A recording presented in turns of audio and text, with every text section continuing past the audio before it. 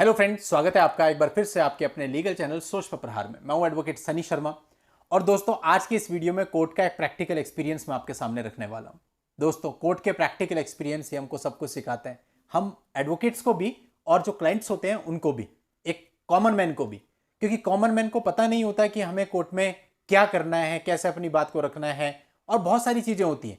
और कई बार हम गलती कर जाते हैं जिससे कि कोर्ट में हमारी इमेज भी खराब हो जाती है और कई बार हमें भयानक परिणामों का सामना भी करना पड़ता है। और कई बार तो ऐसा होता है कि सब कुछ हमारे फेवर में है लेकिन हमारी एक गलती सब कुछ बिगाड़ देती है। तो दोस्तों, ऐसे ही एक मामले के बारे में आपको आज बताने वाला हूं प्रैक्टिकली। अभी कल ही ये इंसिडेंट हुआ है कोर्ट में। इस इंसिडेंट की वजह से एक अलग ही सीन कोर्ट में क्रिएट हो गया था और जिसका मामला है वो भी इस वीडियो को देख रहा होगा। मैंने उसे कहा था कि अब इसका मैं लाइव टेलीकास्ट करूंगा, तो वो तो बोलता है वो लड़का मेरा नाम मत लेना सर। तो नाम तो मैं नहीं ले रहा हूं, ऑब्वियसली मैं किसी को डिफेम नहीं करना चाहता हूं। मैं केवल पब्लिक को, जितने सामान्य जनता है, उसको समझाना चाहता हूं कि भैया कोर्ट प्रक्रियाएं कैसे चलती हैं। और उम्मीद करता हूं कि आप सब लोग इस बात को जानने के बाद, इस पूरे इंसिडेंट को जानने के बाद कभी भी कोर्ट में मिस्टेक नहीं करोगे जो कि इस लड़के ने करी। ये इंसिडेंट कुछ इस तरह का हो गया। और ये मान लीजिए, आज जब मैं कोर्ट गया था तो कोर्ट में भी मेरे को कई लोगों ने पूछा, अरे उसमें क्या हुआ।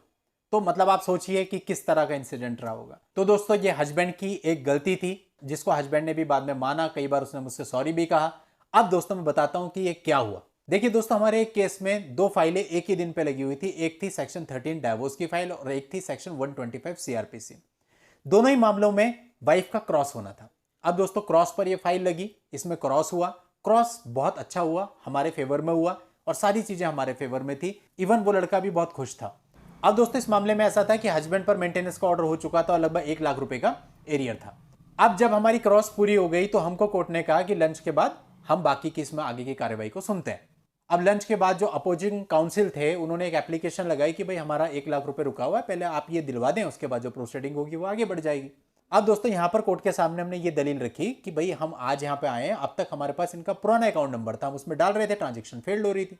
अब आज इन्होंने हमें नई अकाउंट डिटेल दे दी, अब हम इस नए अकाउंट में आज डिपॉजिट कर देंगे। जज साहब ने बहुत ही पॉजिटिवली इस बात को लिया और एग्री कर लिया कि ठीक है, कोई बात नहीं, आप जाकर के इसको डिपॉजिट करा देना। लेकिन मीनवाइल वो जो हस्बैंड था वो मेरे पीछे खड़ा था। वो कुछ रिकॉर्ड्स लेकर के आया और बोलता है कि सर ये मैंने 25,000 रुपए डाले हुए हैं। मैंने उसको चुप करा के वो बात भी बहुत डिसेंटली कोर्ट के सामने रखी कि सर हमारा ये कहना है कि हमने 25,000 रुपए ने ऑलरेडी दिए हुए हैं, तो इसको डिडक्शन किया जाना चाहिए उस 1 लाख रुपए में से। कोर्ट ने हमारी बात को नहीं माना, बोला ये तो पहले के दिए हुए हैं, ऑर्डर तो अभी हुआ है, तो जब ऑर्डर अभी हुआ है तो इसका इंप्लीमेंटेशन होना चाहिए, इसमें वो 25,000 एडजस्ट नहीं होंगे। मैंने कहा ठीक है सर, ओके, ये घर जाकर के पेमेंट डलवा देगा। लेकिन मीनवाइल वो लड़का कोर्ट के साथ उलझ गया। कोर्ट को कहने लगा कि मैंने जब ये 25,000 रुपए डाल रखे हैं तो मैं और पैसे भी ऑनलाइन डालूंगा और अभी तक डालता रहूं। मतलब आवेश में आकर के उसने जज साहब को ये बात बोल दी और जज साहब को बहुत तेज गुस्सा आ गया। जज साहब ने धमका करके उसको बोला कि इसको अरेस्ट कर लो, कस्टडी में लो इसे, और ये आज के आज, अभी के अभी सारे पैसे देगा तब इसे छोड़ेंगे, वरना जेल भेज देंगे। इसकी सेंट्रल गवर्नमेंट की जॉब है, जॉब जाएगी इसकी, तब इसे पता चलेगा कोर्ट में कैसे बात की जाती है। दोस्तों, माहौल कोर्ट का ऐसा हो गया और उस लड़के को कस्टडी में ले लिया गया। अब दोस्तों, इसको आप क्या कहोगे? सारे कोर्ट में सबने देखा, बेइज्जती हुई सो अलग। और कहां तो आपको वापस भेज रहे थे जज साहब कि आप जाइए अपने घर में जाइए, आप करा देना आराम से। और हो सकता था कि हम प्ली करते तो थोड़ा थोड़ा करके भी पैसे वो हमसे एक्सेप्ट कर लेते, कोई प्रॉब्लम नहीं थी। और रही क्रॉस की बात, तो पूरा क्रॉस आपके फेवर में था, आप सुबह से बहुत खुश थे। लेकिन आपका एक इंसिडेंट ने सारी चीज खराब कर दी, कोर्ट की नजर में आपकी इमेज खराब कर दी और आपको कस्टडी में ले लिया गया और आपको बोला गया पहले पेमेंट करो तब आप कस्टडी से छूटोगे। और हैंड टू हैंड लड़के को पेमेंट करना पड़ा, खड़े खड़े उसके अकाउंट में डलवाने पड़े, तब उसको कस्टडी से छोड़ा। कोर्ट है, कोर्ट एक मर्यादा से चलती है। आप अपनी बात को रख सकते हो, एक बार नहीं 10 बार, जज साहब भी आपको सुनेंगे, सब सुनेंगे, लेकिन आपकी बात करने का लहजा। आप क्या सोचते हो कि जिस तरह से सोशल मीडिया पे बात होती है आजकल, आओ और कुछ भी कमेंट कर दो, कहीं भी कुछ भी लिख दो किसी के बारे में भी, ऐसा कोर्ट में नहीं चलता। इसके बहुत बुरे परिणाम भुगतने पड़ते हैं। जज साहब ने 2 मिनट के अंदर अंदर वारंट इशू कर दिए। अपोजिंग काउंसिल को बोला जो आपने एप्लीकेशन दी है मेंटेनेंस के लिए, इसके ऊपर मेंशन कर दो अंडर सेक्शन 125(3) और मैं अभी के अभी वारंट जारी करता हूं। और तभी के तभी लड़के को, अब उसके पास थे या नहीं थे, पूरे अकाउंट का बैलेंस वहां पर देना पड़ा, तब जाकर के उसकी जान छूटी। तो आपकी एक बदतमीजी भारी पड़ सकती है, बिकॉज आपके पास कोई पावर नहीं है। आपको रियल सिचुएशन समझनी है कि आप कहां स्टैंड करते हो और जो सामने जज साहब बैठे हुए वो कहां स्टैंड करते हैं। उनके पास सारी पावर है, you are nothing before court. लेकिन आप इस बात को भूल जाते हो, आप आवेश में आ जाते हो किसी और चीज में, मुझे नहीं पता। लेकिन अगर आप मिसबिहेव करते हैं कोर्ट के सामने, आप गलत तरीके से अपनी बात को रखते हैं, उसका परिणाम बहुत भयानक हो सकता है। आपको जेल काटनी पड़ सकती है, आप पर कंटेम्प्ट ऑफ कोर्ट लग सकता है, आपको कानूनी कार्रवाई से गुजरना पड़ेगा। अब मान लेते हैं अगर उस लड़के के अकाउंट में बैलेंस नहीं होता और वो पैसा नहीं डलवा पाता तो वो जेल जाता। दिल्ली से वो लड़का आता है, अब दोस्तों उसकी सेंट्रल गवर्नमेंट की जॉब है, आप सोचिए जॉब पर बनाती, वो तो उसके अकाउंट में 50% पैसा पड़ा था, उसने 50% डाला, फिर मैंने किसी तरह से जज साहब से रिक्वेस्ट करी कि साहब इसको माफ कर दो, इसको मालूम नहीं है 50% पैसा आ चुका है, बाकी ये घर जाकर के ट्रांसफर करवा देगा। अब कहाँ तो होता है कि भाई मुकदमा चलता रहता, धीरे धीरे अपनी कैपेसिटी के अनुसार वो पे करता रहता और कहाँ एक झटके में उसको 1 लाख रुपए देने पड़ गए। तो ये होता है आपकी एक गलती का परिणाम। अब वो लड़का थोड़ा उतावला भी है, मेरे साथ भी कई बार उसकी बहस हो गई इस बात पे, बोलता है साहब ये कर दो ये कर दो, मैं नहीं लग सकता कोर्ट में, जबरदस्ती लगवाता है। एक बार मेरे से एक पिटीशन जबरदस्ती डलवा दी, वो पिटीशन खारिज हो गई। पिटीशन डालने से पहले मैंने 1000 बार बोला ये खारिज होगी, फिर भी डलवा दी।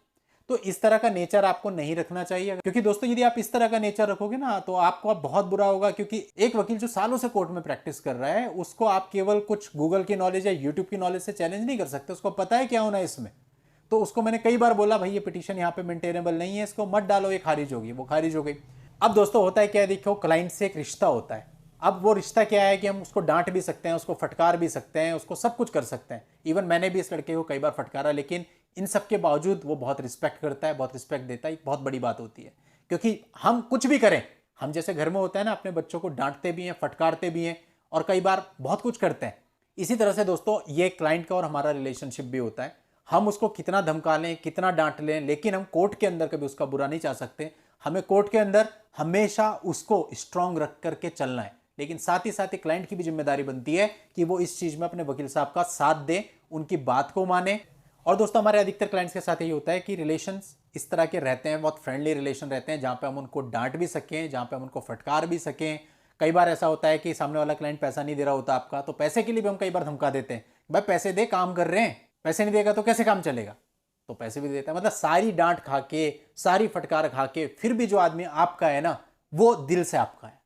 मेनली जो क्लाइंट होता है, देखिए, वो क्लाइंट का रिलेशनशिप इसलिए होता है क्योंकि वो आप पे ट्रस्ट करता है कि कुछ भी है, ये मेरे को डांट रहे, फटकार रहे, या जैसा भी है, जो भी है, लेकिन ये कोर्ट में मेरे को स्ट्रांगली खड़ा कर देंगे एंड में, ये मुझे विश्वास है, इसीलिए वो क्लाइंट आपके साथ जुड़ा है। आप इतना डांट रहे हो फिर भी वो आपके साथ जुड़ा हुआ। और हमारे लॉ में एक सब्जेक्ट भी आता है लीगल एथिक्स, जिसमें सारी चीजें बताई जाती है, relationship between advocate and client. तो ये हमेशा स्मूथ होना बहुत जरूरी है।